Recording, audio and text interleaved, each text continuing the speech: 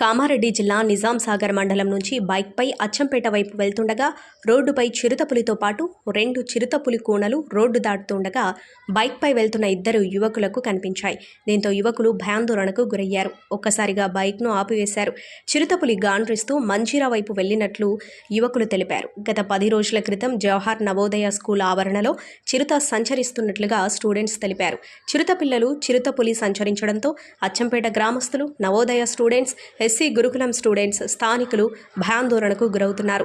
దీంతో గ్రామస్తులు అటవీశాఖ అధికారులకు సమాచారం చేరవేశారు.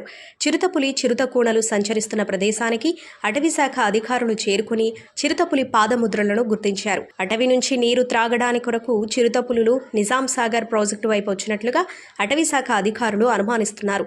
చిరుతపులి కోసం అటవీశాఖ అధికారులు బోన్ ఏర్పాటు చేయాలంటూ స్థానికులు డిమాండ్ చేశారు.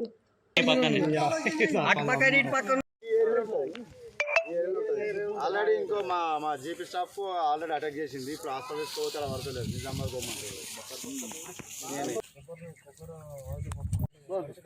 కొంచెం వెడల్పు చేయి.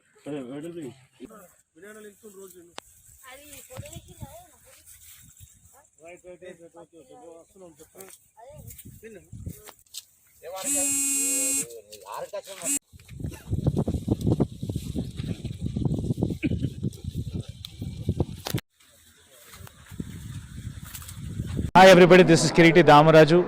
Like, share and subscribe to Saira TV. Oh, Saira!